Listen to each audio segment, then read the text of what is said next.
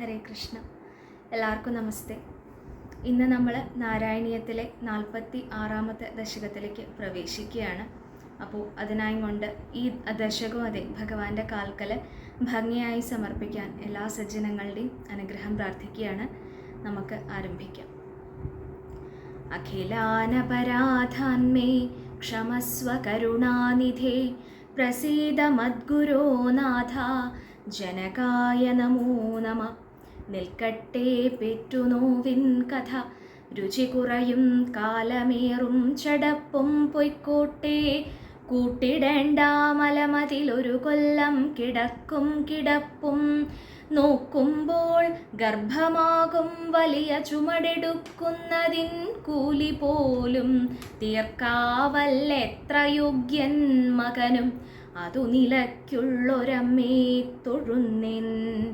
വക്രതുണ്ട മഹാകായ സൂര്യകോടി സമപ്രഭ, നിർവിഘ്നം കുരു മേ ദേവ സർവകാര്യേഷു സർവദാ. ഗുരുവര കരുണാലേശമുണ്ടെന്നു വന്നാൽ ഒരുവനും ഒരു കാര്യം സാധ്യമല്ലാതെയുണ്ടോ? പരമതിലൊരു ദൈവം മറ്റെനിക്കില്ല പാർത്താൽ, പരമശിവനതാം ആചാര്യനെ കൈതൊഴുന്നിൻ. ഓം ജനകായ നമ, ഓം ജനയിത്രേ നമ, ഓം ഗം ഗണപതയേ നമ, ഓം ഗും ഗുരുഭ്യോ നമ. പീതാംബരം കരവിരാജിത ശംഖചക്രകൗമോദകീ സരസിജം കരുണാസമുദ്രം, രാധാസഹായം അതിസുന്ദരമന്ദഹാസം, വാതാലയേശമനിശം ഹൃദി ഭാവയാമി. വാതാലയേശമനിശം ഹൃദി ഭാവയാമി. ഗുരുവായൂരപ്പ ശരണം. ഇപ്പോൾ ബലമേ വൈകുണ്ഠ എന്ന് പറയുന്ന ഉദ്യമം കഴിഞ്ഞ നാരായണീയ ദിനത്തിന് മുൻപുള്ള നാരായണീയ ദിനം, അതായത് കഴിഞ്ഞതിൻ്റെ മുമ്പ് എന്ന് പറയുമ്പോൾ ഏകദേശം 1.5 കൊല്ലം ആവാനായി എന്നർത്ഥം.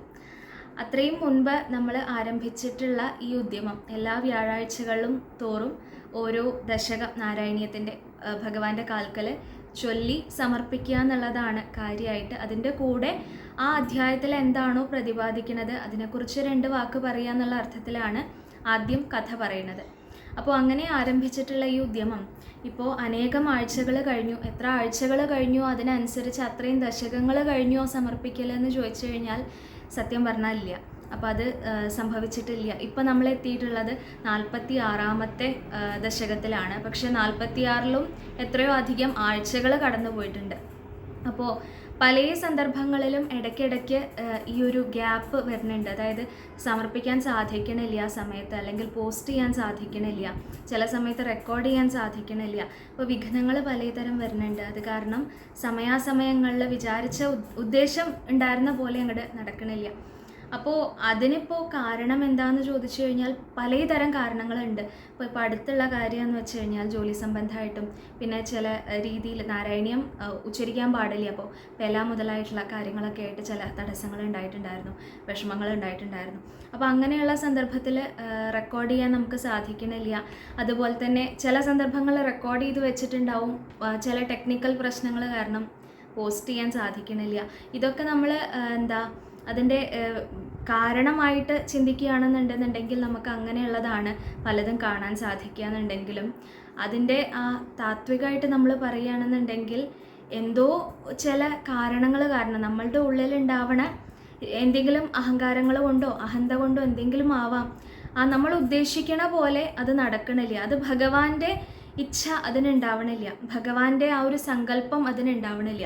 നമ്മൾ ചെയ്യാൻ ആഗ്രഹിക്കുന്നുണ്ടെന്നുണ്ടെങ്കിലും വിഘ്നങ്ങൾ വരിക എന്നുള്ളത് അതുതന്നെയാണ് അതിൻ്റെ ഒരു ലക്ഷണം അല്ലേ. ഇപ്പോൾ അടുത്ത അധ്യായത്തിൽ ഇപ്പോൾ നമ്മൾ 46-ാമത്തെ ദശകത്തിലാണ്.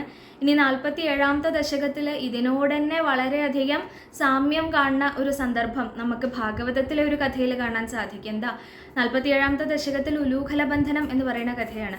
ഭഗവാന്റെ ബാലലീലകളാണ് ഇപ്പോൾ നമ്മൾ പറഞ്ഞു തുടങ്ങിയിട്ടുള്ളത് 45 മുതൽ.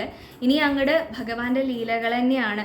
അത് ബാല്യാവസ്ഥയിൽ തന്നെയാണ് മുഴുവൻ വേണം കരുതാൻ. കാരണം നമ്മൾ പറയുമ്പോൾ ശ്രീകൃഷ്ണ ഭഗവാന്റെ കഥകൾ പൊതുവെ കുട്ടിക്കാലത്തെയൊക്കെ കഥകൾ എന്ന് പറയുമ്പോൾ പിന്നെ അത് ചെന്ന് പര്യവസാനിക്കുന്നത് കംസവധത്തിലാണ്. കംസവധം അതേപോലെ രാസക്രീഡ ഇങ്ങനത്തെ കഥകളൊക്കെ പറയുമ്പോൾ നമ്മളുടെ മനസ്സിൽ സാധാരണ ഉണ്ടാവാറുള്ളത് എന്താണെന്ന് വെച്ചാൽ ഭഗവാൻ ഒരു യുവാവ്, ഒരു പുരുഷൻ എന്നൊക്കെയുള്ള അർത്ഥത്തിലാണ്. പക്ഷെ ഭാഗവതം പറയുന്നു കംസവധം 12-ാമത്തെ വയസ്സിലാണ് ഉണ്ടായിട്ടുള്ളതെന്ന്. അപ്പോൾ ഇതൊക്കെ ബാലലീലകൾ എന്നുള്ള അർത്ഥത്തിൽ തന്നെ വേണം ഇവിടുന്ന് അങ്ങോട്ടുള്ള കഥകളൊക്കെ നമ്മൾ കരുതാൻ. അപ്പോൾ അങ്ങനെയുള്ള ആ ബാലലീലയിൽ ഉലൂഖലബന്ധനം എന്ന് പറയുന്ന കഥയാണ് അടുത്ത ദശകത്തിൽ നമുക്ക് കാണാൻ സാധിക്കുക. അപ്പോൾ ഈ കഥയിൽ എന്താണ്, ഭഗവാൻ കുസൃതി കാണിച്ച് വികൃതി കാണിച്ച് യശോദമ്മയെ ദേഷ്യം പിടിപ്പിച്ചു എന്നാ. ദേഷ്യം പിടിപ്പിച്ചപ്പോൾ ഇങ്ങനെ വികൃതിയായാൽ ശരിയാവില്ല, കാര്യം തൻ്റെ ഉണ്ണിയാണ്, കണ്ടാൽ അത്രയും ഓമനത്താണ്, ശകാരിക്കാൻ പോലും തോന്നില്ല, ഒന്ന് ദേഷ്യപ്പെട്ടൊന്ന് മുഖത്തേക്ക് നോക്കാൻ പോലും തോന്നില്ല, അത്രയും ഓമനത്താണ് ഭഗവാനെ കാണാൻ. പക്ഷേ ആ ഭഗവാന്റെ കുറുമ്പ് അത് അമ്മ എന്നുള്ള അർത്ഥത്തിൽ യശോദയ്ക്ക് അവിടെ ചില ഉത്തരവാദിത്തം ഉണ്ട്. അത് സമയത്ത് ആ നിയന്ത്രിച്ചിട്ടില്ല എന്നുണ്ടെങ്കിൽ അപകടമാണ് എന്നുള്ള രീതിയിൽ അവിടെ ഭഗവാനെ ശിക്ഷിക്കാനായും കൊണ്ട് കെട്ടിയിടാൻ നോക്കുന്നുണ്ട് യശോദമ്മ. പക്ഷെ അങ്ങനെ കെട്ടിയിടാൻ നോക്കുന്ന സമയത്ത് അവിടെ മേൽപ്പത്തൂരിന്റെ തന്നെ പ്രയോഗമുണ്ട്. എന്താ, ദ്വങ്കുലോനം അഖിലം കിലേക്ഷതാന. ഭഗവാനെ കെട്ടിടാൻ വേണ്ടിയിട്ട് ആദ്യം ഒരു കയറ് കൊണ്ടുവന്നു. ഉണ്ണിയായിട്ടുള്ള ഭഗവാനാണ്, ആകെ ഇത്ര ചെറിയ ഉണ്ണിയാണ്, 2-3 വയസ്സേ ആയിട്ടുള്ളൂ. അപ്പോൾ ആ ഒരു ഒരലിൻ്റെ മേലെ കെട്ടിയിടാൻ നോക്കുന്ന സമയത്ത് എത്ര നീളമുള്ള കയറ് വേണം? അപ്പോൾ 2-3 വയസ്സായൊരു ബാലകനെ കെട്ടിയിടണം എന്നുണ്ടെങ്കിൽ എത്ര നീളമുള്ള കയറ് വേണം? എന്തായാലും അത് കെട്ടിയിട്ടിട്ട് അവസാനത്തെ ആ കെട്ടങ്ങോട്ട് മുറുക്കാൻ നോക്കുന്ന സമയത്ത് 2 വിരൽ നീളം കുറവാണെന്നാ, എത്തണില്ല ആ കയറങ്ങോട്ട്.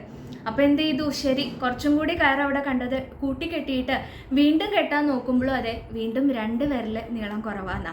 അപ്പോൾ യശോദമ്മ ആഗ്രഹിക്കുന്നുണ്ട് ഭഗവാനെ കെട്ടിയിടണമെന്ന്. അവിടെ സങ്കല്പം യശോദയുടെ ഭഗവാനെ കെട്ടിയിടണം തന്നെയാണ്. പക്ഷേ ഭഗവാൻ തീരുമാനിച്ചിട്ടില്ല താൻ ബന്ധനസ്ഥനാവണം എന്നുള്ളത്.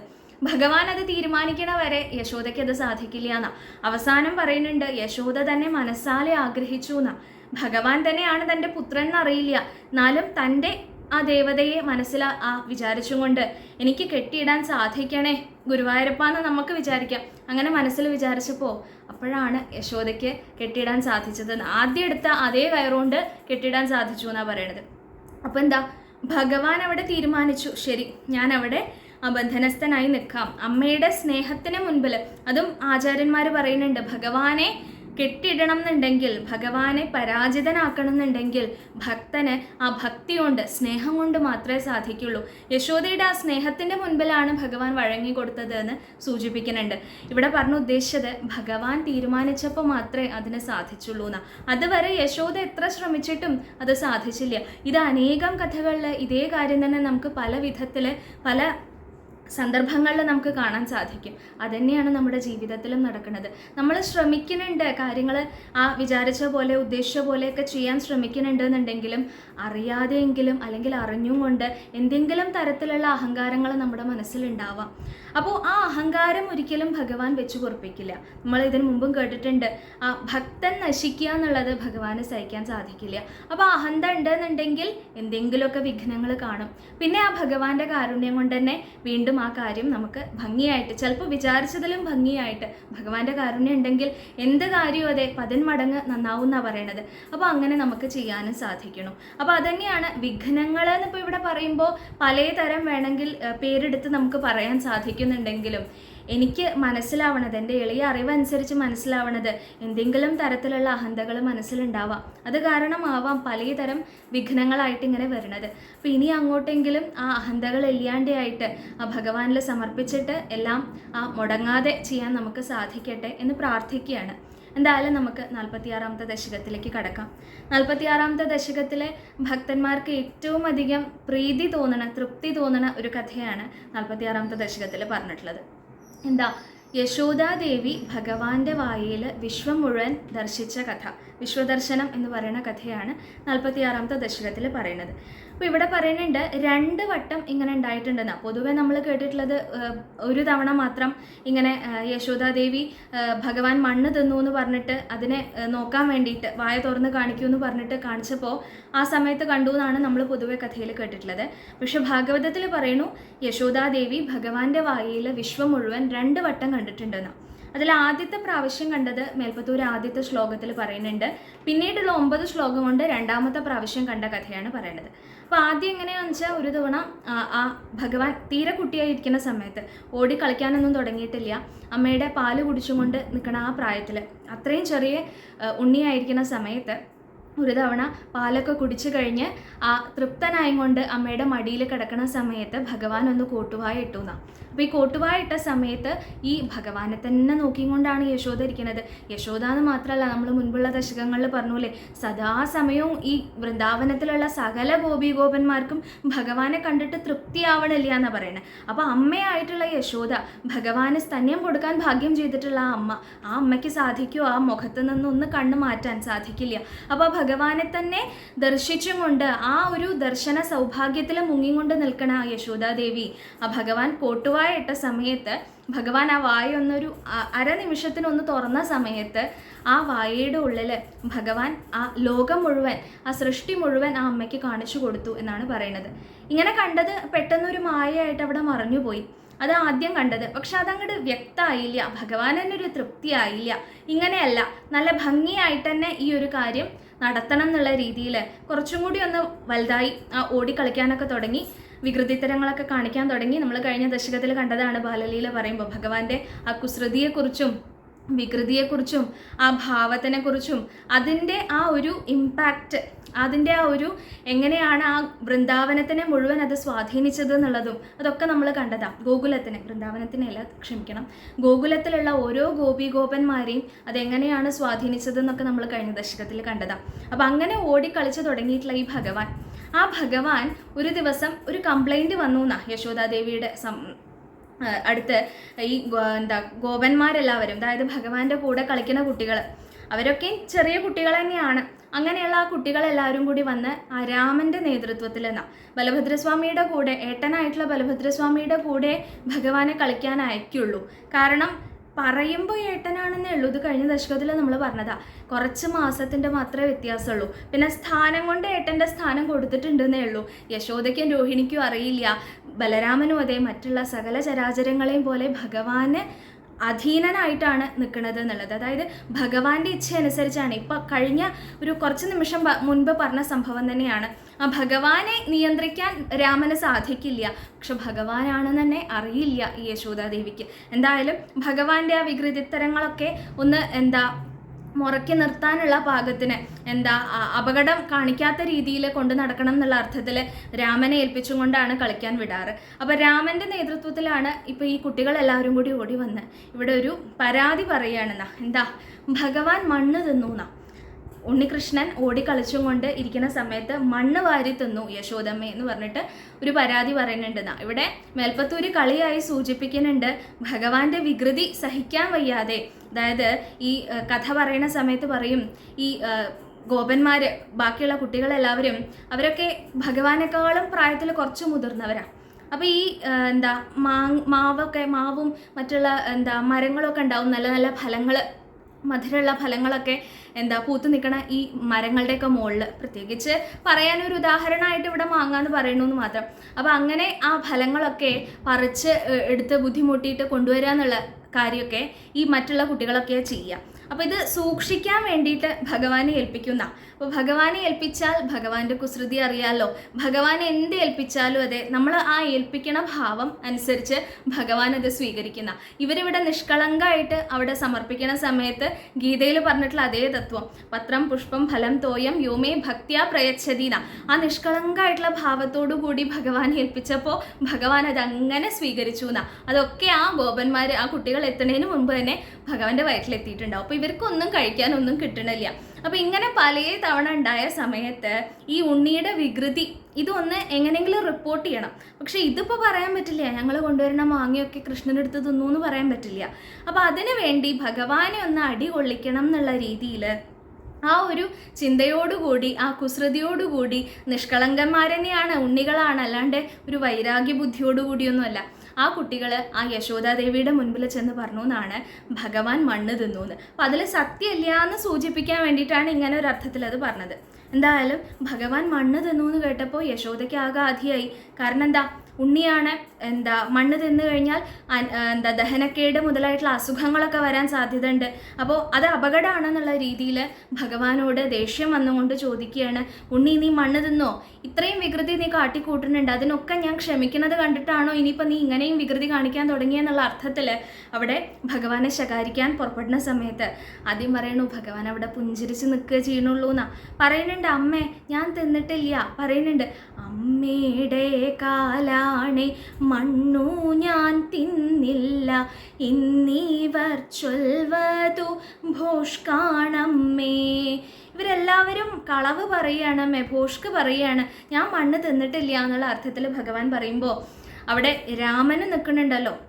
അപ്പോൾ ആ അർത്ഥത്തിൽ യശോദ മറുപടി പറയുന്നുണ്ട്, ഭോഷ്കു പറയുന്ന ശീലം നീനക്കാണ്, രാമന സത്യം പറയാറില്ല. എന്താ, ബാക്കിയുള്ളവരൊക്കെ ഭോഷ്ക് പറഞ്ഞു എന്ന് പറഞ്ഞാൽ ഞാൻ വിശ്വസിക്കാം. രണ്ട് കാര്യങ്ങളാണ്. ഒന്ന്, കൂടുതൽ ഭോഷ്ക് പറയുന്ന ശീലം നിനക്കാ, കള്ളത്തരം മുഴുവനുള്ളത് നിനക്കാ. മാത്രമല്ല രാമനാണെങ്കിൽ അസത്യം പറയൂല. അപ്പം രാമനും ഇത് പറയുന്നുണ്ടെന്നുണ്ടെന്നുണ്ടെങ്കിൽ ഞാൻ എങ്ങനെ വിശ്വസിക്കാതിരിക്കുക എന്നുള്ള മട്ടിൽ യശോദ തിരിച്ചു ചോദിക്കുന്നുണ്ട്. അപ്പോൾ പറയണു, എന്നാൽ ഞാൻ വായ് തുറന്നമ്മയ്ക്കു കാണിക്കാം എന്നൂരച്യുതൻ വായ് തുറന്നു. എന്താ പറയുന്നുണ്ട്, യശോദ തന്നെ പറയുന്നുണ്ട്, ശരി നീ പറയണു നീ മണ്ണ് തിന്നില്ല എന്ന്, ഇവരൊക്കെ പറയണു നീ മണ്ണ് തിന്നു എന്ന്. വായ തുറന്ന് നോക്കിയാൽ പോരെ, വായയിൽ മണ്ണ് കാണുകയാണെന്നുണ്ടെങ്കിൽ ആരാ സത്യം പറയണമെന്നുള്ളത് ബോധ്യമാവും എന്നുള്ള അർത്ഥത്തിൽ അവിടെ പറയണു ഭഗവാനോട് എന്നാ വായ തുറന്ന് കാണിച്ചു തരൂന്നാ. ഭഗവാൻ യാതൊരു സംശയവും കൂടാണ്ട് അതിന് കാത്തു നിൽക്കുന്ന രീതിയിൽ എന്ന് മേൽപ്പത്തൂർ പറയുന്നു. അവിടെ ആ വാക്ക് അമ്മയുടെ ഭാഗത്തു നിന്ന് കിട്ടാൻ വേണ്ടി കാത്തു നിൽക്കണ പോലെ ഇനി തനിക്ക് ഈ ലീല ആടാനുള്ള സമയമായി എന്നുള്ള അർത്ഥത്തിൽ ഭഗവാൻ അവിടെ പെട്ടെന്ന് വായ തുറന്ന് കാണിച്ചു കൊടുത്തു എന്നാ. അങ്ങനെ വായ തുറന്നപ്പോൾ ഭഗവാന്റെ വായയുടെ ഉള്ളിൽ മണ്ണ് കാണാം.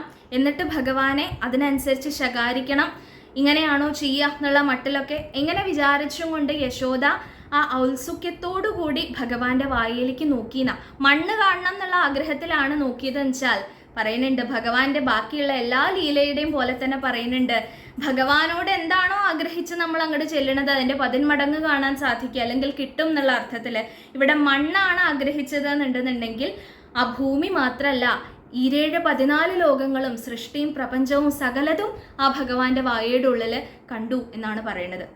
ഭഗവാന്റെ മഹാത്മ്യം അവിടെ എടുത്തു കാണിക്കുന്നുണ്ട്. ഒരു ഭാഗത്ത് കാട് കാണണു, ഒരു ഭാഗത്ത് സമുദ്രം കാണുന്നു, ആകാശം കാണുന്നു, ദേവന്മാരെയും അസുരന്മാരെയും മനുഷ്യന്മാരെയും എന്ന് വേണ്ട സകലതും യശോദാദേവിക്ക് ആ വായയുടെ ഉള്ളിൽ കാണാൻ സാധിച്ചു എന്നാണ് പറയുന്നത്. പിന്നെ പറയുന്നുണ്ട് ഭഗവാനെ തന്നെ അനേകം ഭാവങ്ങളിൽ കാണാൻ സാധിച്ചു എന്ന് പറയുന്നുണ്ട്. ഭഗവാനെ അവിടെ അനന്തശായിയായും കൊണ്ട് പാലാഴിയിൽ വസിക്കുന്ന ഭഗവാന്റെ ആ സ്വരൂപത്തിൽ കാണുന്നു. പിന്നെ വൈകുണ്ഠത്തിന്റെ അധിപനായും കൊണ്ട് ഈ ലോകത്തിനെ എല്ലാം പരിപാലിച്ചുകൊണ്ട് നിൽക്കണ ആ സ്വരൂപത്തിൽ ഭഗവാനെ ചതുർബാഹുകായിട്ടുള്ള സ്വരൂപത്തിൽ കാണാൻ സാധിച്ചു എന്ന് പറയുന്നു. പിന്നെ പറയുന്നു തൻ്റെ ഗൃഹത്തിൻ്റെ ഉള്ളിൽ തൻ്റെ മുന്നിൽ വായ തുറന്ന് കാണിച്ചു നിൽക്കണ ആ 2-3 വയസ്സായ ബാലകന്റെ സ്വരൂപത്തിൽ ഭഗവാനെ കാണുന്നു എന്ന് പറയുന്നു. ഇങ്ങനെ അനേകം രൂപത്തിൽ എന്തൊക്കെയാണ് യശോദ അതിൻ്റെ ഉള്ളിൽ കാണാതിരുന്നത് എന്നാണ് മേൽപ്പത്തൂരിൻ്റെ പ്രയോഗം.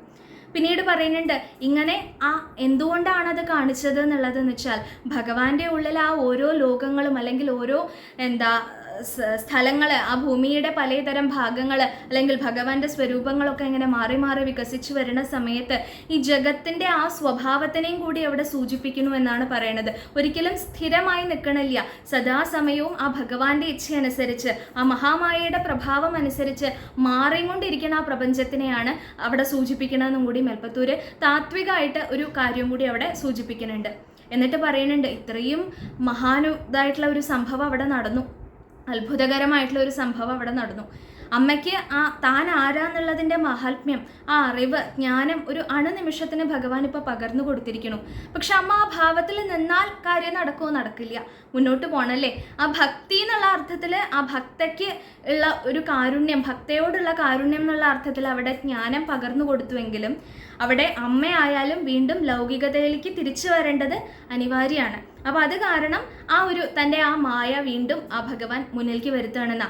പെട്ടെന്ന് അങ്ങോട്ട് പുഞ്ചിരി തൂക്കി, ആ വായ അടച്ചുകൊണ്ട് പെട്ടെന്ന് അങ്ങോട്ട് പുഞ്ചിരി തൂക്കിയപ്പോൾ സകലതും മറന്നു. ആ മന്ദഹാസത്തിൻ്റെ മുൻപിൽ, ആ അതിസുന്ദര മന്ദഹാസത്തിൻ്റെ മുൻപിൽ അല്ലേ, അതിനെ ആണ് ആ ഭഗവാന്റെ പുഞ്ചിരിയെ എത്ര വാക്കുകളെ കൊണ്ട്, എത്ര കവിതകളെ കൊണ്ട്, എത്ര കാവ്യങ്ങളെ കൊണ്ട്, എത്ര ഗ്രന്ഥങ്ങളെ കൊണ്ട് വർണ്ണിക്കാൻ സാധിക്കില്ല. അങ്ങനെയുള്ള ആ മന്ദഹാസത്തിൻ്റെ മുൻപിൽ ബാക്കി ഈ പ്രപഞ്ചത്തിലെ എല്ലാവരും മയങ്ങണത് പോലെ അവിടെ യശോദാദേവിയും മയങ്ങി. എന്നിട്ട് അമ്മയോട് പറയണം, അമ്മ എനിക്ക് വിശക്കണു, അമ്മ ഞാൻ തരൂ എന്നുള്ള മട്ടില് അമ്മയുടെ മുഖത്തേക്ക് ആ ഓമനത്വം നിറഞ്ഞ, ആ കുസൃതി നിറഞ്ഞിട്ടുള്ള ആ ഭാവത്തോടു കൂടി നോക്കിയപ്പോഴേക്കും സകലതും മറന്നും കൊണ്ട് ആ അമ്മ വീണ്ടും തൻ്റെ ആ പ്രാപഞ്ചികമായിട്ടുള്ള സ്വരൂപത്തിലേക്ക് അല്ലെങ്കിൽ ലൗകികതയിലേക്ക് തിരിച്ചു വന്നു എന്നർത്ഥം. ഭഗവാന്റെ ഉദ്ദേശം നടന്നു എന്നർത്ഥം. ഇങ്ങനെയുള്ള അത്ഭുതങ്ങൾ നടത്തുന്ന ഹേ ഗുരുവായൂരപ്പ, അടിയൻ്റെ രോഗങ്ങൾ മാറ്റിത്തരണേ, അടിയനെ അനുഗ്രഹിക്കണേ എന്ന് പറഞ്ഞുകൊണ്ടാണ് മേൽപ്പത്തൂര് ഈ ദശകം സംഗ്രഹിക്കുന്നത്. അപ്പോൾ ഇവിടെ എന്താണ് നമുക്ക് മനസ്സിലാക്കാനുള്ളത്? കഴിയണതും ഓരോ കഥകളും കേൾക്കുന്ന സമയത്ത് അതിൽ നിന്ന് നമുക്ക് ജീവിതത്തിലേക്ക് മനസ്സിലാക്കാൻ എന്തെങ്കിലും ഉണ്ടോ എന്നുള്ളതും കൂടി ചിന്തിക്കുന്ന സമയത്ത് അപ്പോഴാണ് നമുക്കതിനൊരു ലാഭം ഉണ്ടാവുന്നത്. അല്ലെങ്കിൽ കഥ കേൾക്കാൻ എന്നുള്ള മട്ടിൽ ഒരു എൻ്റർടൈൻമെൻറ്റ് എന്നുള്ള മട്ടിൽ നമ്മൾ കഥ കേട്ട് പോവുക അല്ലാതെ കണ്ട് അതിൽ നിന്ന് എന്താണ് നമുക്ക് ഉൾപ്പെടുത്താൻ സാധിക്കണം, അതിൽ നിന്ന് എന്താണ് നമുക്ക് ലാഭം എന്നുള്ളത് ചിന്തിക്കണം. നമ്മളൊക്കെ ലാഭം ചിന്തിക്കുന്ന ആൾക്കാരല്ലേ. അപ്പോൾ ഈ ഒരു അർത്ഥത്തിലും കൂടി ചിന്തിക്കണം എന്നർത്ഥം. ഭാഗവതത്തിലെ ആയാലും നാരായണീയത്തിലെ ആയാലും മറ്റുള്ള ഗ്രന്ഥങ്ങളിലെ ആയാലും കഥകളൊക്കെ കേൾക്കുന്ന സമയത്ത് അതിൽ നിന്ന് എന്ത് നന്മയാണ് എനിക്ക് എടുക്കാൻ സാധിക്കുക എന്നുള്ളതും കൂടി നമ്മൾ ചിന്തിക്കുകയാണെന്നുണ്ടെങ്കിൽ വളരെ നല്ലതാണ്. അപ്പോൾ ഇതിൽ നിന്ന് എന്താണ് മനസ്സിലാക്കാൻ സാധിക്കുക എന്ന് ചിന്തിച്ചപ്പോൾ ഉള്ളിൽ വന്ന ഒരു കാര്യമാണ്, നമ്മൾക്ക് പൊതുവെ ആയിട്ട് ഏത് സമയവും ഉണ്ടാവുന്ന ഒരു വികാരം, ഇന്നത്തെ മനുഷ്യന് പ്രത്യേകിച്ചും ഇന്നത്തെ ലോകത്ത് ജീവിക്കുന്ന സമയത്ത് ഉണ്ടാവുന്ന ഒരു വികാരമാണ് ഉത്കണ്ഠ. എന്ത് കാര്യത്തിനെ കുറിച്ചും അതെ, ഒരു വിപരീതമായിട്ടുള്ള ഒരു സന്ദർഭം നമുക്ക് ജീവിതത്തിൽ വരുന്ന സമയത്ത് നമ്മൾക്ക് ഉത്കണ്ഠ ഉണ്ടാവുന്നുണ്ട്. ഈ ഉത്കണ്ഠയും ഭയവും രണ്ടാണ് കേട്ടോ. ഭയം ഒരു പരിധി വരെ നല്ലതാണ്. ഭയം എന്ന് വെച്ചാൽ എന്തിനേയും പേടിക്കണം അങ്ങനെയല്ല ഉദ്ദേശിച്ചത്. ചില അർത്ഥത്തിൽ നോക്കുമ്പോൾ ഭയം നമുക്ക് രക്ഷ തരും. അതായത് ഇപ്പോൾ ഒരു അപകടമുള്ള ഒരു വഴിയാണ് വിചാരിക്കുക, നമ്മുടെ മുൻപിൽ നമ്മളുടെ ലക്ഷ്യസ്ഥാനത്തേക്ക് എത്താൻ നമ്മളൊരു സ്ഥലത്തേക്ക് പോകാൻ പുറപ്പെടുക. അപ്പോൾ അതിന് 2 വഴിയുണ്ട്. അപ്പുറത്തുള്ള വഴി കൂടെ എന്തോ ഒരു അപകടം ഉണ്ടെന്ന് നമ്മൾ കേട്ടപ്പോൾ ആ അപകടത്തിനെ കുറിച്ചുള്ള ഒരു ഭയം കാരണം നമ്മൾ സുരക്ഷിതമായിട്ടുള്ള വഴി കൂടെ നമ്മൾ യാത്ര തുടരുകയാണെന്നുണ്ടെങ്കിൽ അവിടെ നമുക്ക് സുരക്ഷിതത്വം ഉണ്ടാവുന്നുണ്ട്. അപ്പോൾ ആ ഭയം ഒരർത്ഥത്തിൽ നമുക്ക് നല്ലതാണ് വന്ന്. അതേപോലെ ഇപ്പോൾ ഒരു വിദ്യാർത്ഥിയെക്കുറിച്ച് പറയുകയാണ്. ആ പരീക്ഷ എന്നുള്ള ഒരു സംഭവം, പരീക്ഷയിൽ പല കാര്യങ്ങൾ ചോദിക്കും, അതിന് തനിക്ക് ഉത്തരം കിട്ടിയിട്ടില്ല എന്നുണ്ടെങ്കിൽ, അല്ലെങ്കിൽ ആ പരീക്ഷയ്ക്ക് വേണ്ട രീതിയിൽ ഉത്തരങ്ങൾ എഴുതി കൊടുക്കാൻ സാധിച്ചില്ല എന്നുണ്ടെങ്കിൽ തനിക്ക് ഇനി മുന്നോട്ടുള്ള ഉപരിപഠനത്തിന് സാധിക്കില്ല, താൻ തോൽക്കും എന്നുള്ള അർത്ഥത്തിൽ അങ്ങനെ ഒരു ഭയം ആ കുട്ടിയുടെ മനസ്സിൽ ആദ്യം കൂട്ടി ഉണ്ടാവുന്ന സമയത്ത് ആ കുട്ടി അതിനനുസരിച്ച് പഠിക്കുക, തൻ്റെ കർമ്മം ചെയ്യുന്ന സമയത്ത് ആ കുട്ടിക്ക് അവിടെ ആ വേണ്ട കാര്യം എന്താണോ അത് നടക്കുകയാണ് ചെയ്യുന്നത്. അപ്പോൾ ആ ഭയം ആ കുട്ടിയെ ഇൻസ്പയർ ചെയ്യണു ശരിയായ കാര്യം ചെയ്യാൻ വേണ്ടിയിട്ട്. അതേപോലെ തന്നെ ഇപ്പോൾ നമ്മൾ ഈ ഗ്രന്ഥങ്ങളിൽ പുരാണങ്ങളിലൊക്കെ നരകവർണ്ണനയൊക്കെ ചെയ്തിട്ടുള്ളത് അതിനാണ്. സത്യം പറഞ്ഞു കഴിഞ്ഞാൽ ഈ കവികളൊക്കെ പറയുന്ന പോലെ, അറിവുള്ള ആൾക്കാർ പറയുന്നത് പോലെ, നമുക്കു നാമേ പണിവതു നാഗം നരകവും അതുപോലെ. ഈ ഭൂമിയിൽ തന്നെയാണ് നമ്മളതൊക്കെ അനുഭവിച്ച് തീർക്കുന്നത്. വേറൊരു ലോകം അതിനായിട്ടുണ്ടോ എന്നൊക്കെ ചോദിച്ചു കഴിഞ്ഞാൽ സത്യം പറഞ്ഞു കഴിഞ്ഞാൽ നമ്മുടെ കർമ്മത്തിൻ്റെ ഫലം നമ്മൾ ഇവിടെ തന്നെയാണ് അനുഭവിച്ചു പോണത്. അപ്പോൾ പിന്നെ എന്തിനാണ് പലതരം നരകങ്ങൾ, എത്രയോ വിവിധ രീതിയിലുള്ള വിവിധ നാമങ്ങളോടുകൂടി വിവിധ രീതിയിലുള്ള ശിക്ഷകൾ പറയുന്ന നരകങ്ങളൊക്കെ വർണ്ണിച്ചിട്ടുള്ളത് കാണാൻ സാധിക്കും പുരാണങ്ങളിൽ. അതൊക്കെ ഇപ്പോൾ എന്തിനാ പറഞ്ഞിട്ടുള്ളതെന്ന് വെച്ചാൽ നമ്മളൊരു ദുഷ്കർമ്മം ചെയ്യുകയാണെന്നുണ്ടെങ്കിൽ ഇങ്ങനെയുള്ള അനന്തരഫലം ഉണ്ടാവും. അപ്പോൾ ആ അനന്തരഫലത്തിനെ പേടിച്ചും കൊണ്ടെങ്കിലും നമ്മൾ ആ കർമ്മം ചെയ്യാതിരുന്നാൽ, നമ്മൾ ആ ദുഷ്കർമ്മം ചെയ്യാതിരുന്നാൽ അവിടെ നമുക്ക് നന്മയാണ്. അപ്പോൾ ആ ഒരു അർത്ഥത്തിൽ നോക്കുകയാണെങ്കിൽ ഒരു പരിധി വരെ ഒരു ഭയം എന്നുള്ളത് ഒരു നല്ല രീതിയിൽ നമുക്ക് എടുക്കാൻ സാധിക്കുന്ന അർത്ഥം. തെറ്റായ ഒരു കാര്യം ചെയ്യണതിൽ നിന്ന് നമ്മളെ പിന്തിരിപ്പിക്കും ആ കർമ്മത്തിനെ കുറിച്ചുള്ള അനന്തരഫലം ചിന്തിക്കുമ്പോൾ ഉണ്ടാവണ ഭയം. അപ്പോൾ ആ അർത്ഥത്തിൽ ഭയം നല്ലതാണ്. പക്ഷെ ഭയം ഒരളവിൽ കൂടുതലാവുമ്പോൾ അത് അപകടമാണ്. അതിനെയാണ് ഈ ഉത്കണ്ഠ എന്ന് പറയുന്നത്. ഉത്കണ്ഠയെ കൊണ്ട് പ്രത്യേകിച്ചൊരു ഗുണമൊന്നുമില്ല. ഇംഗ്ലീഷിൽ വറി പറയും, ആങ്സൈറ്റി എന്ന് പറയും. അതിനെക്കൊണ്ടൊരു പ്രത്യേകിച്ച് നമുക്കൊരു ഗുണമൊന്നുമില്ല. നമ്മൾ ഒരു സന്ദർഭത്തിൽ പെട്ടു, നമ്മൾക്ക് അതിനെ പുറത്തിറങ്ങാൻ പ്രത്യേകിച്ചൊരു കാര്യമൊന്നുമില്ല. അപ്പോൾ നമ്മൾ ചെയ്യേണ്ട കാര്യം ചെയ്തിട്ടുണ്ട് എന്നുണ്ടെങ്കിൽ, ഇപ്പോൾ ഒരു പെട്ടെന്ന് വിചാരിക്കാത്ത സമയത്ത് വരുന്ന ഒരു അസുഖം, അല്ലെങ്കിൽ പെട്ടെന്ന് ഒരു അപകടം ഉണ്ടായി, ഒരു ആക്സിഡൻറ്റ് ഉണ്ടായി. അപ്പോൾ ആ ഒരു സന്ദർഭത്തിൽ ഇനി നമ്മുടെ എങ്ങനെയാണ് മുന്നോട്ട് കാര്യങ്ങൾ ചെയ്യുക, ഇതിനെക്കുറിച്ച് നമ്മൾ ഉത്കണ്ഠ ഉണ്ടായതുകൊണ്ട് നമുക്ക് വലിയ ഗുണമൊന്നുമില്ല. അതേപോലെ പ്രതികൂലമായ ഒരു അവസ്ഥ, ഇപ്പോൾ എന്തെങ്കിലും ഒരു കാര്യം ഒരാൾ പറഞ്ഞു, അല്ലെങ്കിൽ ഒരു പ്രവൃത്തി ഒരാൾ ചെയ്തു, അത് നമ്മൾക്ക് പ്രതികൂലമായിട്ടുള്ള ഒരു കാര്യമാണ്. അപ്പോൾ അതിനെക്കുറിച്ച് നമ്മൾ ഉത്കണ്ഠ ഉണ്ടാവുന്ന സമയത്ത് നമുക്കതിനെ കൊണ്ട് പ്രത്യേകിച്ച് ഗുണമൊന്നുമില്ല എന്ന് മാത്രമല്ല, നമ്മുടെ ശരീരവും മനസ്സും അവിടെ ജീർണിക്കുകയാണ് ചെയ്യുന്നത്. ഈ ഉത്കണ്ഠ എന്നുള്ള ഒരു വികാരം കൊണ്ട് ഇന്ന് അറിവുള്ള മെൻ്റൽ ഹെൽത്തിൻ്റെ ആൾക്കാരൊക്കെ പറയുന്നുണ്ട്, ആങ്സൈറ്റി എന്ന് പറയുന്ന ഒരു സംഭവത്തിനെ കൊണ്ട് നമുക്ക് ഗുണം ഉണ്ടാവണില്ല എന്ന് മാത്രമല്ല, നമ്മൾ ശാരീരികമായിട്ടും മാനസികമായിട്ടും തളരുകയാണ് ചെയ്യുന്നത്. അപ്പോൾ ഈ ഉത്കണ്ഠയും ഈ പറഞ്ഞ കഥയും തമ്മിൽ എന്താ ബന്ധം എന്ന് ചിന്തിക്കുകയാണെങ്കിൽ, ഈ ഉത്കണ്ഠ എന്ന് പറയുന്ന വികാരം നമുക്ക് ലൗകികമായിട്ടുള്ള കാര്യങ്ങളെ ചുറ്റിപ്പറ്റിയാണ് ഉണ്ടാവുന്നത്. അതായത് നമ്മളുടെ ചുറ്റും നടക്കുന്ന കാര്യങ്ങൾ, ഈ ലോകത്തിൽ നടക്കുന്ന കാര്യങ്ങളെ സംബന്ധിച്ചാണ് ഉണ്ടാവുന്നത്. പക്ഷേ ഭഗവാനിൽ വിശ്വസിക്കുന്ന ഒരാൾ, ഒരു ഭക്തൻ എന്നുള്ള അർത്ഥത്തിൽ ചിന്തിക്കുന്ന സമയത്ത് ഈ ലൗകികമായിട്ടുള്ള കാര്യം കൊണ്ട് വരുന്ന ഉത്കണ്ഠ തന്നെ എങ്ങനെയാണ് ബാധിക്കാതിരിക്കുന്നത്? കാരണം ഈ കഥയിലേക്ക് നമ്മൾ ഒന്ന് കണ്ണോടിക്കുന്ന സമയത്ത് നമുക്ക് മനസ്സിലാവണു, ഈ ലൗകികമായ കാര്യം എവിടെയാണോ നടക്കുന്നത്, ആ ലോകമടക്കം ഭഗവാന്റെ ഉള്ളിലാണ് ഉള്ളത്. ഭഗവാന്റെ വായയിൽ യശോദ അത് കണ്ടു എന്ന് പറഞ്ഞു കഴിഞ്ഞാൽ ഭഗവാന്റെ വായയിൽ അതുണ്ട് എന്നുള്ള അർത്ഥമല്ല. അതിനെ ഒന്നും കൂടി താത്വികമായിട്ട് ചിന്തിക്കുമ്പോൾ ഈ ഭൂമി, ഈ ലോകം, ഈ പ്രപഞ്ചം മുഴുവൻ ആ ഭഗവാന്റെ നിയന്ത്രണത്തിലാണ് നടക്കുന്നത്, ഭഗവാന്റെ അധീനതയിലാണ് നടക്കുന്നത്. ആ ഭഗവാനെ ഞാൻ ആശ്രയിക്കുന്ന സമയത്ത് അപ്പോൾ ഈ ലോകവുമായിട്ട് ചുറ്റിപ്പറ്റി എനിക്ക് വരുന്ന കാര്യങ്ങളെക്കുറിച്ച് ഞാൻ എന്തിന് ഉത്കണ്ഠ എനിക്ക് ഉണ്ടാവണം എന്നുള്ള ഭാവം നമുക്ക് ഉണ്ടാവണമെന്നർത്ഥം. അപ്പോൾ ഭഗവാനിൽ മനസ്സ് സമർപ്പിക്കുമ്പോൾ ഇതെല്ലാം കൊണ്ടു നടക്കുന്ന ആൾ ആ ഭഗവാനാണ്. ആ ഭഗവാനെയാണ് ഞാൻ ആശ്രയിച്ചിട്ടുള്ളത്, ആ ഭഗവാനാണ് എൻ്റെ കൂടെ ഉള്ളത്. അപ്പോൾ ആ ഭഗവാന്റെ നിയന്ത്രണത്തിലുള്ള ലോകത്തിൽ നടക്കണ ഒരു കാര്യത്തിനെ കൊണ്ട് എനിക്ക് എന്തിനു ഉത്കണ്ഠ ഉണ്ടാവണം, ഞാൻ എന്തിനു ഭയപ്പെടണം എന്നുള്ള ഭാവം ഉണ്ടാവണമെന്നർത്ഥം. അതായത് ഇവിടെ അതെ, ഇപ്പോൾ യശോദാദേവിക്ക് ഉണ്ടായത് ഒരു ഉത്കണ്ഠയാണ്. ആ ഭഗവാൻ മണ്ണുണ്ടു എന്നുള്ള സമയം അത് കേട്ട സമയത്ത് ആ യശോദാദേവിക്ക് ഉണ്ടായത് ഒരു ഉത്കണ്ഠയാണ്. ആ ഉത്കണ്ഠ ഭഗവാൻ എങ്ങനെയാണ് മാറ്റിക്കൊടുത്തത്? ഇതൊക്കെ എൻ്റെ നിയന്ത്രണത്തിലാണ്, എൻ്റെ ഉള്ളിൽ തന്നെയാണ് നടക്കണമെന്നുള്ള ഭാവത്തിൽ കണ്ട സമയത്ത് ആ മായയിൽ നിന്ന് ആ പെട്ടെന്ന് മോചനമുണ്ടായി, ആ ജ്ഞാനമുണ്ടായി എന്നർത്ഥം. അതേപോലെ തന്നെ നമ്മുടെ ചുറ്റും നടക്കണ പലതരം സന്ദർഭങ്ങൾ, ഇത് വേണ്ട സമയത്ത് തോന്നണം കേട്ടോ. ഈ കാര്യങ്ങളൊക്കെ അറിവൊക്കെ ഉണ്ടായിട്ട് മാത്രം കാര്യമില്ല.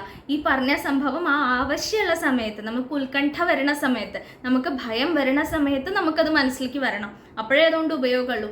അപ്പോൾ എല്ലാം നിയന്ത്രിക്കുന്നത് ഭഗവാനാണെന്നുണ്ടെങ്കിൽ എന്തിനാണ് നമ്മൾ ഉത്കണ്ഠപ്പെടുന്നത്? നമ്മൾ നമ്മളുടെ കാര്യം ഭഗവാനിൽ സമർപ്പിച്ച് അതിൽ നമ്മുടെ മനസാക്ഷിക്ക് നിരക്കാത്ത രീതിയിൽ ഒന്നും ചെയ്യാതിരിക്കുക. ആ സകല കാര്യങ്ങളും നമ്മൾ ആ ധാർമ്മികമായിട്ട് ചെയ്ത് ഭഗവാനിൽ സമർപ്പിച്ച് ചെയ്യുകയാണെന്നുണ്ടെങ്കിൽ പിന്നെ അതിനെന്തെന്നുള്ളതിനെ കുറിച്ച് നമ്മൾ ചിന്തിക്കേണ്ട ആവശ്യമില്ല. അത് നോക്കേണ്ട ഉത്തരവാദിത്തം ഭഗവാന്റെയാണ്. ഇതിനു മുൻപും പറഞ്ഞിട്ടുള്ള കാര്യമാണ്. അപ്പോൾ ഭഗവാന് ആണ് ഇതെല്ലാം കൊണ്ടു നടക്കുന്നത്. ഈ ലോകം, ഈ പ്രപഞ്ചം മുഴുവൻ ഭഗവാന്റെ ഉള്ളിലാണെന്നുണ്ടെങ്കിൽ നമുക്കവിടെ ഉത്കണ്ഠയുടെ ആവശ്യമില്ല. ഉത്കണ്ഠ എപ്പോഴാണ് ഇല്ലാണ്ടിരിക്കുകയെന്നറിയോ? യഥാർത്ഥ ഭക്തി ഉണ്ടാവുമ്പോഴേ ഉത്കണ്ഠ ഇല്ലാതിരിക്കുള്ളൂ. ഭക്തിയുള്ള ആൾക്കാർക്ക് രണ്ടാമത് എന്നുള്ളൊരു ചിന്തയില്ല. ഭഗവാനിൽ മനസ്സ് ഉറപ്പിച്ച ആൾക്കാർക്ക് രണ്ടാമത് എന്നുള്ളൊരു ചിന്തയില്ല. ഒരു ഉദാഹരണം പറയാൻ സാധിക്കും. നരസിംഹാവതാരം ഉണ്ടായ സമയത്ത് നമുക്കറിയുന്ന കഥയാണ്.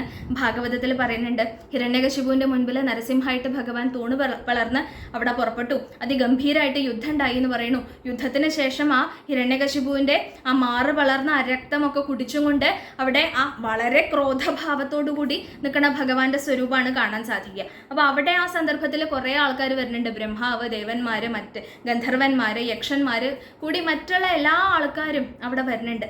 വന്നിട്ട് അവരൊക്കെ ഭയം കൊണ്ട് അവിടെ ഓരോ ശ്ലോകം ചൊല്ലി സ്തുതിച്ച് ഓടുന്നത് കാണാൻ സാധിക്കും നമുക്ക്. അപ്പം അവർക്കൊക്കെ അവിടെ ഉള്ളത് ഭയമാണ്. എന്നാൽ അവിടെ ഭയപ്പെടാതെ, ഉത്കണ്ഠ ഇല്ലാതെ ഒരു സ്വരൂപം അവിടെ കാണുള്ളൂ. അത് പ്രഹ്ലാദൻ്റെയാണ്. പ്രഹ്ലാദൻ അവിടെ യാതൊരു ഭയവും ഇല്ല, യാതൊരു ഉത്കണ്ഠയില്ല. അതെന്തുകൊണ്ടാ? ആ ഭഗവാനിലുള്ള ഭക്തി ഉള്ളതുകൊണ്ടാണ്. മറ്റുള്ള ആൾക്കാർക്ക് അപ്പോൾ അവിടെ കഥയായിട്ട് പറയുകയാണെന്നുണ്ടെങ്കിലും ബ്രഹ്മാവിനും മറ്റുള്ള ദേവന്മാർക്കും ഒക്കെ അവിടെ ഭയം ഉണ്ടായി എന്ന് വെച്ച് കഴിഞ്ഞാൽ അത് ഭഗവാനിൽ ഭക്തി ഇല്ലാത്തത് കാരണമാണ്. പ്രഹ്ലാദനുള്ളത്ര ഭക്തി ഇല്ലാത്തത് കാരണം തന്നെയാണ്. കാരണം എന്താണ് ഇപ്പോൾ ഭയത്തിനുള്ള കാരണം? ഭഗവാന്റെ സ്വരൂപം, ഭഗവാന്റെ അഭാവം, അതൊക്കെയാണ് ഭയത്തിനുള്ള കാരണം എന്നുണ്ടെങ്കിൽ ആ ഭയം നേരെ അവിടെ കൂട്ടിച്ചേർക്കാൻ സാധിക്കുന്നത് തൻ്റെ മരണം, തൻ്റെ നാശം, അതുമായിട്ടാണ് നമ്മൾ ബന്ധപ്പെടുത്തുന്നത്. അല്ലെങ്കിൽ ഇപ്പോൾ ഒരു ഉഗ്രമായിട്ടുള്ള ഒരു സ്വരൂപം കണ്ടു, അല്ലെങ്കിൽ ഒരു ഭാവം കണ്ടു, അതിനെ നമ്മൾ പേടിക്കേണ്ട ആവശ്യം എന്താ? അപ്പം തനിക്കിത് ആപത്താവൂ എന്നുള്ള അർത്ഥത്തിലാണ് ആ രൂപത്തിനെ പേടിക്കുന്നത്. പക്ഷെ ഭഗവാൻ ധർമ്മിഷ്ഠനാണ്. ഭഗവാന്റെ ധർമ്മഭാവത്തിനെ കുറിച്ച് ബ്രഹ്മാവും ദേവന്മാർക്കും അറിയണേക്കാളും ഇനി വേറൊരു ആൾക്കാർക്ക് അറിയാനില്ല. കാരണം എത്ര വട്ടാണ് അവർ അപകടത്തിൽ ചെന്ന സമയത്ത് ഭഗവാൻ അവരെ രക്ഷിച്ചിട്ടുള്ളത്, എത്ര തവണയാണ് വൈകുണ്ഠത്തിലേക്ക് ഓടിയിട്ടുള്ളത് ഭഗവാനെ രക്ഷിക്കണേന്ന് പറഞ്ഞുകൊണ്ട്. അപ്പോഴൊക്കെ ഭഗവാൻ ഉണ്ടായിട്ടുണ്ട്. അപ്പോൾ ഭഗവാന്റെ ധാർമ്മിക ഭാവം അറിയണ അവർക്ക് തീർച്ചയായിട്ടും ബോധം ഉണ്ടാവണം, ഭഗവാൻ ഈ എത്ര വലിയ ഉഗ്രസ്വരൂപം സ്വീകരിച്ചിട്ടുണ്ടെങ്കിലും തങ്ങളെ ഉപദ്രവിക്കില്ല, അല്ലെങ്കിൽ തങ്ങൾക്ക് ആപത്തുണ്ടാവില്ല, ധർമ്മം മറന്ന് ഭഗവാൻ പ്രവർത്തിക്കില്ല എന്നുള്ള ഉറപ്പ്, ആ ഒരു ഭാവം ആ ബ്രഹ്മാവിനും ദേവന്മാർക്കും ഉണ്ടെന്നുണ്ടെന്നുണ്ടെങ്കിൽ അവർക്ക് അവിടെ ഭയം ഉണ്ടാവില്ല. അതായത് അവർക്ക് ഭക്തി അവിടെ ഇല്ലാത്തത് കാരണമാണ് അവർക്ക് ആ ഭയം ഉണ്ടായതെന്നർത്ഥം. നേരെ മറിച്ച് പ്രഹ്ലാദനെ നോക്കുകയാണെന്നുണ്ടെങ്കിൽ പ്രഹ്ലാദൻ ഈ പറഞ്ഞ ആൾക്കാരുടെ അത്രയൊന്നും ഒരുപക്ഷെ മികവില്ല എന്ന് വേണമെങ്കിൽ കരുതാം. കാരണം ബ്രഹ്മാവ് എന്ന് പറഞ്ഞാൽ ലോകത്തിന് മുഴുവൻ സൃഷ്ടിക്കുന്ന ആളാണ്. ദേവന്മാരെന്ന് പറഞ്ഞാൽ അവർക്കൊക്കെ ഈ പ്രപഞ്ചവുമായിട്ട് ബന്ധപ്പെട്ട് വലിയ വലിയ ഉത്തരവാദിത്തങ്ങൾ നടത്തുന്ന ആൾക്കാരാണ്. അവരൊക്കെ പ്രായം കൊണ്ടും അനുഭവം കൊണ്ടും അറിവ് കൊണ്ടും ഒക്കെ മുകളിൽ നിൽക്കുന്ന ആൾക്കാരാണെന്ന് വേണമെങ്കിൽ പറയാം. പ്രഹ്ലാദനെ കുറിച്ച് പറയുകയാണെങ്കിൽ ഒരു അസുരന്റെ പുത്രനായിട്ട് ജനിച്ച ആളാണ്. അസുരൻ എന്ന് പറഞ്ഞാൽ പോരാ, ഈ ലോകത്തിലെ ഏറ്റവും വലിയ ദുഷ്ടനായിട്ടുള്ള അസുരന്റെ പുത്രനായിട്ട് ജനിച്ച ആളാണ്. പ്രായം പറയുകയാണെങ്കിൽ വെറും 5 വയസ്സ് പ്രായമേ ഉള്ളൂ. പക്ഷെ എന്നാലും അവരെക്കാളുമൊക്കെ മുകളിലാണ് നിൽക്കുന്നത്. എന്തുകൊണ്ട്? ഭക്തി കൊണ്ട്. പ്രഹ്ലാദൻ അറിയാം, പ്രഹ്ലാദൻ എന്താ അതേ സ്വരൂപമാണ് കാണുന്നത്. എല്ലാവർക്കും ഭയം തോന്നിയ അതേ സ്വരൂപമാണ് കാണുന്നത്, അതേ ഭാവമാണ് കാണുന്നത്. പക്ഷേ പ്രഹ്ലാദൻ അവിടെ പേടിയുണ്ടായിട്ടില്ല. കാരണം എന്താ? പ്രഹ്ലാദൻ അറിയാം ഗുരുവായൂരപ്പൻ ആരാണ്. തൻ്റെ ഗുരുവായൂരപ്പൻ തന്നെ രക്ഷിക്കാൻ വേണ്ടിയിട്ടാണ് വന്നിട്ടുള്ളത്. അല്ലാതെ ആ ഭാവത്തിൽ നിന്ന് തനിക്കൊരു ആപത്തും ഉണ്ടാവില്ല എന്നുള്ള പൂർണ്ണ വിശ്വാസം പ്രഹ്ലാദൻ അവിടെ ഉള്ളത്. അതാണ് പ്രഹ്ലാദന്റെ ഭക്തിയുടെ മാഹാത്മ്യം അവിടെ പറയുന്നത്. അപ്പോൾ ഭക്തി ഉണ്ടെന്നുണ്ടെന്നുണ്ടെങ്കിൽ യാതൊരു സംശയവും വേണ്ട, അവിടെ ഉത്കണ്ഠ ഉണ്ടാവില്ല. ഭക്തി ഇല്ലാത്തപ്പോഴാണ് നമുക്ക് ഉത്കണ്ഠ ഉണ്ടാവുന്നത്. ഉറച്ച വിശ്വാസം ഇല്ലാത്ത സമയത്താണ് നമുക്ക് ഉത്കണ്ഠ ഉണ്ടാവുന്നത്. തന്നെയാണ് പറയുന്നത്. ഇപ്പോൾ പ്രഹ്ലാദന്റെ കഥ എടുത്ത് നോക്കുകയാണെങ്കിലും ധ്രുവന്റെ കഥ എടുത്ത് നോക്കുകയാണെങ്കിലും ഗജേന്ദ്രന്റെ കഥ എടുത്താലും ദ്രൗപദിയുടെ കഥ എടുത്താലും ഓരോരുത്തരും അവിടെ ഉറച്ച വിശ്വാസത്തോടു കൂടി അവിടെ ഒരു സംശയം പാടില്ല എന്നാ. ഉത്കണ്ഠയുടെയും ഭക്തിയുടെയും കാര്യം പറയുന്ന സമയത്ത് വേറൊരു കാര്യം എന്താ ഓർക്കാനുള്ളത്? ഭക്തി ഉള്ളിടത്ത് സംശയം ഉണ്ടാവില്ല, ഉറച്ച വിശ്വാസമാവും. ഭഗവാൻ ഉണ്ട്, ഭഗവാൻ തൻ്റെ കൂടെ ഉണ്ട്, അല്ലെങ്കിൽ ഭഗവാൻ തൻ്റെ രക്ഷയ്ക്കായിട്ട് വരും എന്നുള്ള ഉറച്ച വിശ്വാസം, അത് ഭക്തി. ഒരു തരി പോലും സംശയം, അത് ഉത്കണ്ഠ. അതാണ് രണ്ടും തമ്മിലുള്ള വ്യത്യാസം. അവിടെ പറയുന്നുണ്ട്, ഗജേന്ദ്രനായാലും ശരി, ആ മുതല വന്ന് തൻ്റെ കാലിൽ പിടിച്ച സമയത്ത് എത്രയോ സംവത്സരകാലം അവിടെ യുദ്ധം നടക്കണമെന്ന് പറയുന്നു. ആ മുതലയെ വധിക്കാൻ ഗജേന്ദ്രൻ ശ്രമിക്കുന്നുണ്ട്, പക്ഷെ സാധിക്കണില്ല. അവസാനം തൻ്റെ പ്രാണൻ പോകുന്നുള്ള ആ സന്ദർഭത്തിൽ ആ മുജ്ജന്മ സ്മരണ കൊണ്ട് ആ ഭഗവാനെ ആരാധിച്ചുകൊണ്ട്, ഭഗവാനെ സ്മരിച്ചുകൊണ്ട് ഒരു താമരപ്പൂവ് ആ ഭഗവാനായി കൊണ്ട് സമർപ്പിച്ചു. ഭഗവാനെ ആശ്രയിച്ചപ്പോഴാണ് ഭഗവാൻ വന്നത് എന്നാണ് പറയുന്നത്. ഇതേപോലെ തന്നെ ദ്രൗപദിയുടെ കഥ പറയുന്നുണ്ട്. അവിടെ ആ പൂർണ്ണ സഭയിൽ എല്ലാവരും നിറഞ്ഞു നിന്ന ആ സഭയിൽ ദുശാസനൻ വന്നിട്ട് തൻ്റെ ചാരിത്രഭംഗം നടത്തുന്നുള്ള ആ ഒരു അവസരം വന്ന സമയത്ത്, വസ്ത്രാക്ഷേപം എന്ന് പറയുന്ന ആ സന്ദർഭത്തിൽ അവിടെ 5 ഭർത്താക്കന്മാരുണ്ട്. ഒരു സ്ത്രീയെ സംബന്ധിച്ച് ആ സ്ത്രീയുടെ മാനം സംരക്ഷിക്കേണ്ട ഉത്തരവാദിത്തം എന്നുള്ളത് ആ ഭർത്താവിനാണ്. ഇവിടെ ഒരാളല്ല, 5 പേരുണ്ട്. അങ്ങനെയുള്ള 5 ഭർത്താക്കന്മാര്, വില്ലാളി വീരന്മാരായിട്ടുള്ള 5 ഭർത്താക്കന്മാരുണ്ട്. ആ മുതിർന്ന പല ആൾക്കാരുണ്ട്. ധർമ്മത്തിന്റെ ഏറ്റവും അഗ്രഗണ്യരായിട്ടുള്ള ആൾക്കാരുണ്ട്. ഭീഷ്മരുണ്ട്, ദ്രോണരുണ്ട്, വിതുരരുണ്ട്, അതേപോലെ അച്ഛൻ്റെ സ്ഥാനത്തുള്ള ധൃതരാഷ്ട്ര മഹാരാജാവുണ്ട്, കൃപാചാര്യരുണ്ട്. എത്ര മുതിർന്ന ആൾക്കാർ, പ്രായം കൊണ്ടും അനുഭവം കൊണ്ടും ധർമ്മബോധം കൊണ്ടും ഒക്കെ മുതിർന്നു നിൽക്കുന്ന ആൾക്കാർ അവിടെ ഉണ്ടായിട്ടും അവരെ ഒന്നുമല്ല ദ്രൗപദി അവിടെ ആശ്രയിച്ചിട്ടുള്ളതെന്നാണ്. അതെന്തുകൊണ്ടാണ് പറയണമെന്ന് വെച്ചാൽ, നമ്മൾ ഒരു ആപത്തിൽ ഒരാളെ ആശ്രയിക്കാൻ പോവുകയാണെന്നുണ്ടെങ്കിൽ നമ്മളെ രക്ഷിക്കാൻ ഉറപ്പുള്ള ആൾ, രക്ഷിക്കും എന്നുള്ള ഉറപ്പുള്ള ആളുടെ അടുത്ത് മാത്രമേ നമ്മൾ ആശ്രയിക്കാൻ പാടുള്ളൂ എന്നാണ്. ആ ഒരാളുടെ അടുത്ത് ചെന്ന് ആശ്രയിച്ചു, അയാൾ വേണോ വേണ്ടയോ എന്ന് ചിന്തിക്കണ ഒരാളാണെന്നുണ്ടെങ്കിൽ, ആ ഒരു ഉറപ്പില്ല എന്നുണ്ടെങ്കിൽ നമ്മളുടെ കാര്യം അവിടെ അപകടത്തിലാവും. അപ്പോൾ നമ്മൾ ഒരാളെ ആശ്രയിക്കുകയാണെന്നുണ്ടെങ്കിൽ നമ്മളെ രക്ഷിക്കുന്ന ഉറപ്പുള്ള ആളുടെ അടുത്ത് മാത്രമേ നമ്മൾ ആപത്തിൽ ആശ്രയവും കൊണ്ട് പോകാൻ പാടുള്ളൂ. ഇവിടെ ദ്രൗപദി അത് കാണിച്ചു തരുന്നുണ്ട്. ഇത്രയും മഹാനുഭാവന്മാരായിട്ടുള്ള ആൾക്കാർ ആ സഭയിൽ ഉണ്ടായിട്ടും ദ്രൗപദി ആശ്രയിച്ചിട്ടുള്ളത് ആ ഗുരുവായൂരപ്പനെ മാത്രമാണ്, ശ്രീകൃഷ്ണനെ മാത്രമാണ് ആശ്രയിച്ചത്. അതുകൊണ്ട് എന്തേ ആ നാമം, ആ കൃഷ്ണ എന്നുള്ള ഒരു വാക്ക് മാത്രമേ വേണ്ടി വന്നുള്ളൂ എന്നാ. അപ്പോഴേക്കും അവിടെ ആ ദ്രൗപദിയുടെ മാനം രക്ഷിച്ചുകൊണ്ട് ഭഗവാൻ അവിടെ ആ ചേലയുടെ രൂപത്തിൽ അവിടെ പ്രത്യക്ഷമായിട്ടുണ്ട്. അതേപോലെ തന്നെ ഈ ദ്രൗപദിയുടെ ഉദാഹരണത്തിൽ നിന്ന് ഇൻസ്പയർ ആയതുകൊണ്ട് അങ്ങനെ വേണമല്ലേ നമ്മളൊക്കെ നമ്മുടെ കുടുംബത്തിൽ മഹാത്മ്യമുള്ള കാര്യങ്ങൾ ചെയ്തിട്ടുള്ള ആൾക്കാരുണ്ടെന്ന് വിചാരിക്കുക. അവരുടെ ഉദാഹരണത്തിൽ നിന്ന് പഠിച്ചിട്ട് വേണം നമ്മൾ നമ്മുടെ ജീവിതം നയിക്കാൻ. ഇതേപോലെ ആ മാതാവ് എന്നുള്ള ദ്രൗപദിയുടെ ഉദാഹരണത്തിൽ നിന്ന് പഠിച്ചുകൊണ്ട് വേറൊരു വനിതാരത്നത്തിനെ നമുക്ക് കാണാൻ സാധിക്കും. ഉത്തര എന്ന് പറയുന്ന കഥാപാത്രം. ആ ഉത്തരാദേവി അവിടെ ആ അശ്വത്ഥാമാവിൻ്റെ ബ്രഹ്മാസ്ത്രം തൻ്റെ ഗർഭത്തിലുള്ള ഉണ്ണിയുടെ നേർക്ക്, ആ ഉണ്ണിയെ ഗർഭസ്ഥ ശിശുവിനെ വധിക്കാൻ വേണ്ടിയിട്ട് അശ്വത്ഥാമാവിൻ്റെ ബ്രഹ്മാസ്ത്രം വന്ന സമയത്ത് ഈ പറഞ്ഞ അതേ ആൾക്കാരൊക്കെ അവിടെ നിൽക്കുന്നുണ്ട് എന്നാ. ആ തൻ്റെ ഭർത്താവായിട്ടുള്ള അഭിമന്യുവിൻ്റെ അച്ഛൻ അർജുനൻ, വില്ലാളി വീരനായിട്ടുള്ള അർജുനൻ, ഈ കഴിഞ്ഞ 18 ദിവസത്തിൽ യുദ്ധം ചെയ്ത് കൗരവ സൈന്യത്തിലെ എല്ലാവരെയും അവിടെ ഇല്ലാണ്ടാക്കി, ആ വധം ചെയ്ത് എല്ലാവർക്കും വേണ്ട രീതിയിൽ ശിക്ഷ കൊടുത്തിട്ടുള്ള ഈ പഞ്ചപാണ്ഡവന്മാർ അവിടെ നിൽക്കുന്നുണ്ട്. പക്ഷേ അവരെ ആരെയും ആശ്രയിക്കാതെ ഭാഗവതത്തിൽ എടുത്തു പറയുന്നുണ്ട്, അവരെല്ലാവരും അവിടെ നിൽക്കെ ആ ഉത്തരാദേവി ആശ്രയിച്ചത് ആ സാക്ഷാൽ ഭഗവാനെ മാത്രമാണ്. അതെന്താണ്? ആ ഉറപ്പുണ്ടെന്നാ. ഭഗവാനെയാണ് ആശ്രയിക്കണമെന്നുണ്ടെങ്കിൽ രക്ഷ ഉണ്ടാവും എന്നുള്ള ഉറപ്പുണ്ടെന്നാ. അങ്ങനെ ആ ഉറപ്പോടുകൂടി ആരാണോ തന്നെ ആശ്രയിക്കുന്നത് അവരെ രക്ഷിക്കാനാണ് ഭഗവാനും ഇഷ്ടം. അതാണ് കാണിക്കുന്നത്. അതാണ് ആ ഉത്കണ്ഠയും ആ ഭക്തിയും തമ്മിലുള്ള വ്യത്യാസം. ഈ ഒരു തത്വം പറയാൻ വേണ്ടി മാത്രം ഇത്ര നീട്ടി പറഞ്ഞത് എന്തുകൊണ്ടാന്ന് വെച്ചാൽ നമ്മൾക്ക് ഇത് രണ്ടും തമ്മിൽ ചെറിയൊരു ഭാവവ്യത്യാസം മാത്രമേ ഉള്ളൂ. ഭഗവാനിൽ ഉറച്ച വിശ്വാസമാണെങ്കിൽ അത് ഭക്തിയാണ്. ഒരു തരി പോലും സംശയമാണെങ്കിൽ അത് ഉത്കണ്ഠയാണെങ്കിൽ നമുക്ക് ആപത്താണ്, നമുക്ക് ഒരിക്കലും അതിൽ നിന്ന് രക്ഷയില്ല, നമ്മൾ വീണ്ടും വീണ്ടും നാശത്തിലേക്കേ പോവുള്ളൂ. അല്ല, ഭക്തിയാണെന്നുണ്ടെങ്കിൽ നമുക്ക് സദാസമയവും സംരക്ഷണം ഉണ്ടാവുമെന്ന് മാത്രമല്ല, നമ്മൾ മേന്മയിലേക്ക്, ഉയർച്ചയിലേക്കാണ് എത്തിച്ചേരുകയും ചെയ്യുക. അപ്പോൾ ഈ ഒരു കാര്യം നാളെ നമ്മളുടെ ജീവിതത്തിൽ എന്തെങ്കിലും ഒരു ഉത്കണ്ഠ ഉണ്ടാവുന്ന ഒരു സന്ദർഭം ഉണ്ടായിക്കഴിഞ്ഞാൽ നമുക്കത് ഓർക്കാൻ സാധിക്കട്ടെ. ഈ ഒരു കഥ ഈ ഭഗവാന്റെ വായയിൽ യശോദാദേവി ഈ വിശ്വം മുഴുവൻ കണ്ടിട്ടുള്ള ഈ ഒരു കഥ. അപ്പോൾ ഈ തന്നെ ബാധിക്കണ ഈ ലോകം ഭഗവാന്റെ അധീനതയിലാണ്. ആ ഭഗവാനെയാണ് ഞാൻ ആശ്രയിക്കുകയും ചെയ്തിട്ടുള്ളത്. പിന്നെ എന്തിനാണ് ഞാൻ ഉത്കണ്ഠപ്പെടുന്നത്, എന്തിനാണ് ഞാൻ ഭയപ്പെടുന്നത്? ആ ഒരു ഭാവം, ആ ഒരു വിശ്വാസം, ആ ഒരു ധൈര്യം നമുക്ക് ഉണ്ടാവണം. അതാണ് യഥാർത്ഥ ഭക്തി. ഈ ഒരു കാര്യം മനസ്സിൽ ഓർത്തുകൊണ്ട് ആ വേണ്ട സമയത്ത് നമുക്കിത് ഓർക്കാൻ സാധിക്കട്ടെ എന്ന് ആഗ്രഹിച്ചും കൊണ്ട് നമുക്ക് ഈ ദശകോതെ ഭഗവാന്റെ കാൽക്കൽ സമർപ്പിക്കാം. ഹരേ. ഓം നമോ ഭഗവതേ വാസുദേവായ. ഓം നമോ നാരായണായ. അയി ദേവ പുരാ കില ത്വയി സ്വയമുക്താനശയേ സ്തനന്ധയേ പരിജൃംഭണതോ വ്യപാവൃതേ വദനേ വിശ്വമജഷ്ടവല്ലവീ. പുനരപ്യഥ ബാലകൈ സമം ത്വയി ലീലാനിരതേ ജഗത്പതേ ഫലസഞ്ജയ വഞ്ചന ക്രുധാ തവ മൃദ്ഭോജനമൂചുരർഭകാ. അയി തേ പ്രളയാവധൗ വിഭോ ക്ഷിതിതോ യാതി സമസ്തഭക്ഷിണ മൃദുപാശനതോരുജാ ഭവേത് ഇതി ഭീതാ ജനനീ ചുകോപസാ. അയി ദുർവിനയാത്മകത്വയാ കിമു മൃത്സാബതവത്സ ഭക്ഷിത ഇതി മാതൃഗിരം ചിരം വിഭോ വിതഥാം താം പ്രതിജജ്ഞിഷേ ഹസൻ.